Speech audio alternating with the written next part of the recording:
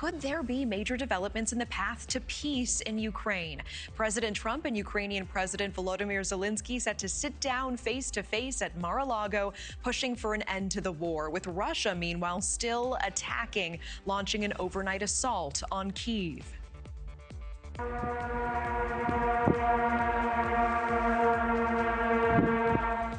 The capital of Ukraine now in the dark after a wave of missile and drone attacks from Russia hitting its energy grid and several apartment buildings, killing at least one person and injuring dozens of others.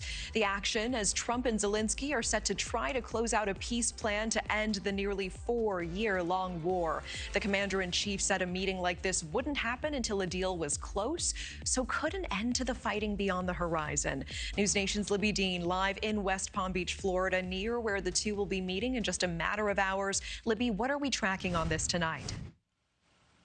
Natasha, Ukrainian officials have arrived here in Florida ahead of tomorrow's high-stakes bilateral meeting between Ukrainian President Volodymyr Zelenskyy and President Trump. This all happening while, of course, back at home, Ukrainians are reeling from Russia's latest attack. Ukrainian President Zelenskyy preparing to push for peace while Russia responds with attacks on Kyiv.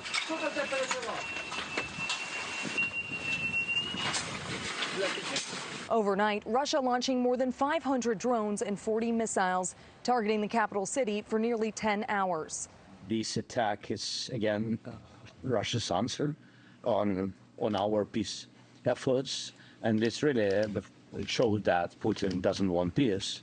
And we want peace, and he's a man of war, but he's afraid to speak about publicly. But we see these steps, and what we need to stop this war. As attacks continue, Zelenskyy heading to Florida to present his peace proposal directly to President Trump. On the way, a pit stop in Canada, meeting with Prime Minister Mark Carney and holding a phone call with European leaders, working to lock in support.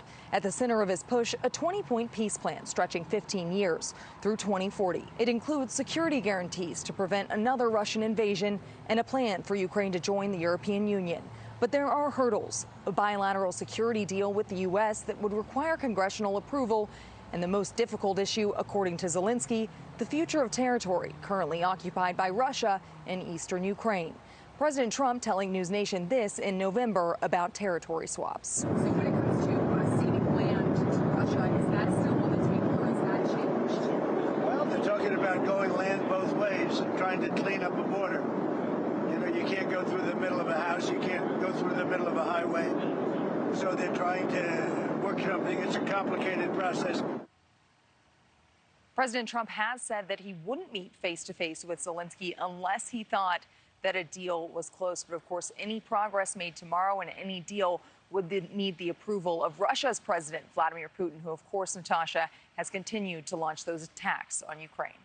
Yeah, NewsNation's Libby Dean live in West Palm Beach, Florida, tracking that. Thank you. Thank you for watching. Subscribe below and download our NewsNation app right now on your phone, and you will get fact-based, unbiased news for all Americans.